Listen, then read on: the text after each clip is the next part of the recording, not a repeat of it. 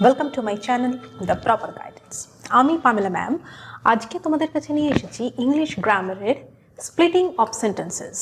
আমরা সেন্টেন্সের জয়নিং শিখেছি, সেন্টেন্সের বিভিন্ন টাইপ শিখেছি। আজকে যেটা শিখবো সেটা কি স্প্লিটিং অফ সেন্টেন্সেস। আচ্ছা, প্রথম কথা হচ্ছে স্প্লিটিং অফ সেন্টেন্সেস। একটা সেন্টেন্স দেওয়া থাকবে, সেই সেন্টেন্সের ভেতরে অনেকগুলো ছোট ছোট সেন্টেন্স, সিম্পল সেন্টেন্স থাকে। আমরা কি শিখেছি, সেন্টেন্স কয় রকমের হয়? 3 প্রকার, তাই তো? একটা হচ্ছে সিম্পল, একটা complex and then compound. Simple sentence যদি হয় সেখান থেকে আমাদের কিন্তু কোনো রকম স্প্লিটিং সেরকমভাবে করার দরকার পড়ে না। কিছু কিছু এক্সেপশনাল আছে, সেটা আমি পরে দেখাবো। কিন্তু জেনারেলি আমরা যখন স্প্লিটিং অফ সেন্টেন্সেস বলি সেক্ষেত্রে এই সেন্টেন্সটা মানে either complex or compound. Complex বা কম্পাউন্ড কোনো সেন্টেন্স দেওয়া থাকলে তাকে ছোট ছোট সিম্পল সেন্টেন্সে যে আমরা ভাগ করে লিখি পরপর, সেটাকেই বলা হয় স্প্লিটিং অফ সেন্টেন্সেস। স্প্লিট করা মানে কি? ভাগ করে দেওয়া। তো দেখো আজকের example number 1। Example number 1 given, he took a pen and a piece of paper and wrote something on it. এটা হচ্ছে আমার given sentence এবং পড়ে বুঝতে পারছো যেখানে কি দিয়ে আমরা যোগ করেছি। দেখো জয়নিং হয়েছে and দিয়ে। তো মেইনলি কম্পাউন্ড সেন্টেন্সে and দিয়ে আমরা যোগ করে থাকি, এটা একটা কম্পাউন্ড সেন্টেন্সেরই এক্সাম্পল। তো এই কম্পাউন্ড সেন্টেন্সকে যখন আমি স্প্লিট করব সেখান থেকে দেখো 3টে সেন্টেন্স আমি পেয়েছি। আমি নাম্বারিং করে দিয়েছি বোঝার সুবিধার জন্য, 1 2 3। Number 1, first of all he took a pen. এটা একটা সেন্টেন্স এবং অবভিয়াসলি এটা সিম্পল সেন্টেন্স। কেন? কারণ দেখো এখানে রয়েছে কি, একটাই ভার্ব এই সেন্টেন্সের মধ্যে রয়েছে, finite verb, right? Then he took a piece of paper. This is the second sentence, second simple sentence, and wrote something on it. Next sentence ki, he wrote something on the paper or it. তুমি এখানে on the paper ও লিখতে পারো অথবা it ও লিখতে পারো। ওকে, তাহলে কি হলো?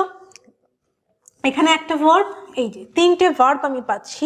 এই 3টে সিম্পল সেন্টেন্সে আমরা গিভেন সেন্টেন্সটাকে ব্রেক করে দিলাম। Okay, so this is our first example of splitting of sentences. Next, number 2, it is such a good news that I cannot believe it. Given sentence ki, it is such a good news that I cannot believe it. এটাকে দেখো দুটো সেন্টেন্সে আমরা ভাগ করে লিখতে পারি। কি কি? It is a very good news. It is such a good news, such that. এটা কিন্তু একটা কমপ্লেক্স সেন্টেন্সে আছে। such that দিয়ে আমরা অনেকগুলো এর আগে করেছি জয়নিং এ। তো such that এই ধরনের কিছু থাকলে আমরা কি করতাম? it is a very good news but I cannot believe it. Clear? দুটো সেন্টেন্স এটা ভাগ করা হয়ে গেল। তো এই দুটো তোমরা লিখে নাও, এরপরে আরো কতগুলো এক্সাম্পল দিয়ে আমি দেখিয়ে দিচ্ছি, লিখে নাও। Next, number 3, being tired of a long walk, the traveler sat under a tree. এটা হচ্ছে আমার গিভেন সেন্টেন্স। দেখে বুঝতেই পারছো এই সেন্টেন্সটা কিসে আছে? কমপ্লেক্স ফর্মে আছে। তো আমরা এটাকে চেঞ্জ করছি, স্প্লিট করছি। চেঞ্জ করছি বলবো না, স্প্লিট করব।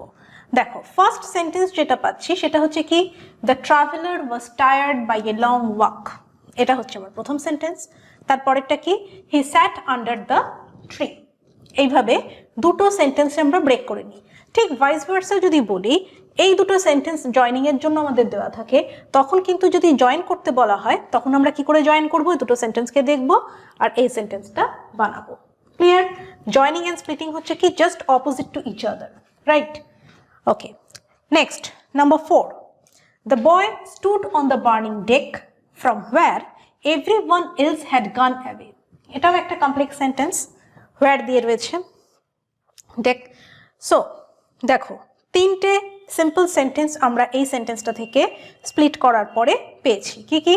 ফার্স্ট সেন্টেন্স হচ্ছে the boy stood on the deck, the deck was burning, everyone else had gone away from there. Okay, 3টে সেন্টেন্সে। আচ্ছা, আর একটা জিনিস বলি, যখন আমরা স্প্লিটিং অফ সেন্টেন্সেস করি, যখন স্প্লিট করছি একটা সেন্টেন্সকে, সেন্টেন্সটা কিন্তু খুব বুঝে নিয়ে করতে হয়। বুঝে নিয়ে করতে হয় বলতে কি, সেন্টেন্সের ভেতর যা মিনিংটা রয়েছে, এখানে দেখো একটা ছোট্ট জিনিস দেখাই, the burning deck. The burning deck, এখানে দেখো বার্নিং ডেক যেটা জ্বলন্ত ডেক যেটাকে বোঝাচ্ছে এটা কিন্তু কোনো একটা সেন্টেন্স নয়।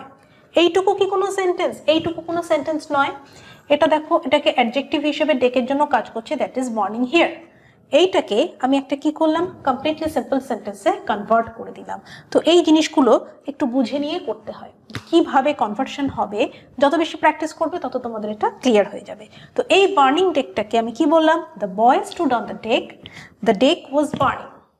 ওকে, next everyone else had gone away from there. এখানে দেখো ফ্রম হোয়ার, এই হোয়ারটা যখন চেঞ্জ হয়ে গেল after splitting, we use here there. Okay, তো এইভাবে বুঝে বুঝে আমরা সেন্টেন্সকে স্প্লিট করব। জয়নিং যেরকম প্র্যাকটিস করবে সেরকম যে সেন্টেন্সগুলোকে তুমি জয়েন করছো প্র্যাকটিস করার সিস্টেম বলে দিই। সাপোজ এর আগে তোমরা কোনো এক্সারসাইজ থেকে বা যেগুলো করিয়ে দিয়েছি সেখানে যে সেন্টেন্সগুলো জয়নিং করতে দেওয়া আছে, সেই সেন্টেন্সগুলোকে আফটার জয়নিং যেটা পাচ্ছ সেই সেন্টেন্সটাকে তুমি একটা জায়গায় পরপর লিখে নাও 1 2 3 4 করে। ওকে, লিখে নেওয়ার পরে এবার খাতাটা বন্ধ করে তোমরা কি করবে, নিজেরা সেটাকে স্প্লিট করো। দেখো স্প্লিটিংটা করতে পারছো কিনা। স্প্লিট করার পরে যে সেন্টেন্সগুলো পাবে সেগুলো কোনটা হবে, যেটা গিভেন ছিল, মানে ছোট ছোট সেন্টেন্সগুলোই তো তুমি স্প্লিট করার পরে ওটাই পাবে, তাই না? এবার আরেকটা জিনিস হয়, সেটা হচ্ছে সবসময় যে একই রকম দেখতে সেন্টেন্স হবে এমন নাও হতে পারে। এখানে যেমন the boy stood on the burning deck, এইটা বললাম। এবার দেখো এইগুলো দেওয়া আছে, আমাকে যদি জয়নিং করতে বলা হয় সেক্ষেত্রে আমি এভাবেও বলতে পারি the boy stood on the day which was burning from where everyone else had gone away, এভাবেও কিন্তু বলা যায়। তো সেক্ষেত্রে একটু বুঝে নিয়ে আমরা যেমন জয়নিং করব সেরকম বুঝে নিয়ে মিনিং ঠিক রেখে সেন্টেন্সের গ্রামাটিক্যালি যে স্ট্রাকচার সেটা যেন ঠিক থাকে, কারণ after splitting we always have a simple sentence. Clear? তাহলে বোঝা গেল, সিম্পল সেন্টেন্সেই কিন্তু তুমি ব্রেক করবে, এমন নয় যে এটাকে ভাঙার পর আবার দুটো কম্পাউন্ড সেন্টেন্সে দুটো দুটো করে লিখছো, এমন কিন্তু নয়। ক্লিয়ার? যতটা ভাঙা যায় ততটা ভাঙবো। আমি যদি এখানে বলতাম the boy stood on the burning deck, একটা সেন্টেন্স, আর একটা লিখতাম everyone else had gone away from there, এটাও কিন্তু হতো কারেক্ট, কোনো ভুল তো নেই। The boy stood on the burning deck, এটাও একটাই, কিন্তু দেখো স্টুড এটাই থাকতো আমার ভার্ব, কিন্তু সেক্ষেত্রে স্প্লিটিংয়ের একটা পার্ট রয়ে যেত।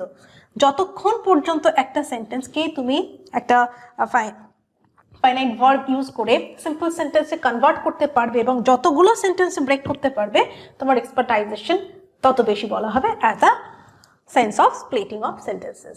ক্লিয়ার? তাহলে বোঝা গেল কি বললাম, যে the boy stood on the burning deck, এইটুকু নিয়ে আমি একটা সেন্টেন্স লিখতেই পারতাম, আর একটা সেন্টেন্স ভাঙার পর আমার হতো 3 নম্বরটা, মাঝখানে 2টা কিন্তু কেউ না লিখলেও লিখতে পারতো। কিন্তু কোনো স্টুডেন্ট কেউ 3টেতে ব্রেক করলো, কেউ 2টোতে আফটার স্প্লিটিং 2টো সেন্টেন্স পেলো, তাহলে ফুল মার্কস কাকে দেব? তাই না? ফুল মার্কস কে পাবে? যে খুব সুন্দরভাবে 3টেতে ব্রেক করেছে। বোঝা গেল কথা? ভুল কিন্তু নয়, এটা লিটারেচার গ্রামার, এখানে কিন্তু ভুলের থেকেও বড় কথা হচ্ছে যে তুমি কিভাবে কতটা প্রমিনেন্টলি জিনিসটাকে রিপ্রেজেন্ট করছো। গ্রামাটিক্যালি কোনো মিস্টেক থাকবে না, রিপ্রেজেন্টেশন আর যে সেন্টেন্স কি সেন্স করছে সেটা কিন্তু ইম্পর্টেন্ট। ক্লিয়ার? ওকে, তো এই দুটো লিখে নাও, আরও দুটো আমি এক্সাম্পল করাবো, করিয়ে স্প্লিটিং অফ সেন্টেন্সটা তোমরা নিজেরা তারপরে প্র্যাকটিস করবে। ওকে, এটা লিখে নাও। দেখো, number 5, men of science have proved that the sun does not move round the earth, but the earth moves round the sun. এটাকে যখন আমরা স্প্লিট করছি আমরা লিখছি number 1-এ the earth moves round the sun, the earth moves round the sun, 1 number. Number 2, the sun does not move round the earth, এটা হচ্ছে আমার number 2। ওকে, আর কি, men of science have proved these facts, এখানে যেটা proved that বলে continuation রয়েছে সেটাকে আমরা কি বলছি, these facts মানে নাম্বার 1 আর নাম্বার 2। ওকে, তো এটা গেল নাম্বার 5। নাম্বার 6 দেখো, history says that Socrates, when he was given a cup of hemlock, continued to talk to his friends who were standing beside him. তাহলে কি, নিশ্চয়ই জানো Socrates the great philosopher, he was given a cup of hemlock, means a cup of poison, the name of the poison was hemlock. Okay, তো এটাকে যখন আমরা split করছি আমরা কি লিখছি, Socrates was given a cup of hemlock. Number 1 দেখতে পাচ্ছ এখানে he was given a cup of hemlock, এইটুকুকে আমি নিচ্ছি। এখানে যেহেতু নাম্বার 1 সেন্টেন্সটা আমি লিখছি হি, হু ওয়াজ হি ওয়াজ Socrates. So Socrates was given a cup of hemlock. Next, number 2, continued to talk to his friends. This part, he continued to talk to his friends. Next, তারা কোথায় দাঁড়িয়ে ছিল, who were standing beside him. এটা তো একটা clause হিসেবে রয়েছে, who were standing beside him, যেটা who দিয়ে ক্লজ হিসেবে রয়েছে, সেটাকে আমি কি করছি, সিম্পল সেন্টেন্সে কনভার্ট যখন করছি আমরা কি লিখবো, দে, দ্য ফ্রেন্ডস। এখানে তুমি দ্য ফ্রেন্ডসও চাইলে লিখতে পারো, they were standing beside him. আর নেক্সট হচ্ছে কি, the first part of the given sentence, he says that, history says that means history says this. Clear? আচ্ছা, আর একটা কথা বলি, আমরা যখন সেন্টেন্সের স্প্লিট করি সেক্ষেত্রে দেখো আমি যে অর্ডারে সেন্টেন্সগুলো লিখলাম এটা কিন্তু ম্যান্ডেটরি নয় যে তোমাকে এই অর্ডারেই লিখতে হবে। ইন জেনারেল আমরা সেই অর্ডারটা ফলো আপ করি যে অর্ডারটায় পরপর পড়লে মিনিংটা ক্ল্যারিফাই করতে সুবিধা হয়। Clear? History says this what, দেখো এই যেগুলো কথাগুলো এখানে আছে সেটাই হিস্ট্রি বলেছে, হ্যাঁ, সেই হিসেবে আমরা আগে এগুলো দিয়ে তারপর এটা লিখলাম। কেউ যদি হিস্ট্রি সেজ দিস দিয়ে পরপর টুকরো টুকরো আগে জাম্বলড অর্ডারে, যে অর্ডারে এখানে আছে সেই অর্ডারে না দিয়ে জাম্বলড অর্ডারে দেয়, কিন্তু তার গ্রামাটিক্যালি কোনো যদি ভুল না থাকে সেক্ষেত্রে কিন্তু এখানে তোমার কেটে দেওয়ার বা ভুল হওয়ার কিন্তু কোনো ব্যাপার থাকে না। এটাই যে একদম জাস্টিফাইড অর্ডার এমনটা নয়, এটা জেনারেলি আমরা এইভাবেই লিখে থাকি। ওকে, তো দেখো আমরা আজকে শিখলাম কি, স্প্লিটিং অফ সেন্টেন্সেস। 6টা সেন্টেন্স, জাস্ট ফর এক্সাম্পল আমি 6টা এক্সাম্পল তোমাদের নিয়ে দেখিয়েছি, তার মানে এই নয় যে আর তোমরা দেখবে না। আমি কখনোই কোনো স্ট্যান্ডার্ড বুকের নাম বলি না, তোমরা যে বইটা ফলো করো, ইংলিশ গ্রামারের যে কোনো একটা স্ট্যান্ডার্ড ইংলিশ বুক নেবে, গ্রামার বইয়ে দেখবে যে যেখানে জয়নিং স্প্লিটিংয়ের চ্যাপ্টারটা রয়েছে সেখানে যাবে, সেখানে গিয়ে কী করবে, তোমরা যতগুলো ওখানে গিভেন এক্সাম্পল আছে খুব ভালোভাবে দেখবে। এছাড়াও যে এক্সারসাইজ আছে সেই এক্সারসাইজটা তোমরা নিজেরা বাড়িতে ট্রাই করবে। যদি বুঝতে না পারো, কোথাও অসুবিধা হয়, লিখতে পারছো না, আমাকে কমেন্ট করে জানাবে। ক্লিয়ার? তো এইভাবে তোমরা এই যে চ্যাপ্টারটা সেটা আমাদের কমপ্লিট হলো। ভীষণ ইম্পর্ট্যান্ট একটা চ্যাপ্টার, যেখানে আমরা কি শিখলাম যে সেন্টেন্স কত রকমের হয়, সেন্টেন্সকে কিভাবে, দুটো গিভেন সেন্টেন্সকে আমরা জয়েন করি, কিভাবে একটা বড় সেন্টেন্স থাকলে তাকে স্প্লিট করি, সেগুলো আমরা শিখলাম। এরই সাথে এই চ্যাপ্টারটা আমাদের কমপ্লিট হয়ে গেল। নেক্সট ডে আমরা কি করব, অন্য কোনো chapter. Okay, till then take care and thank you for watching.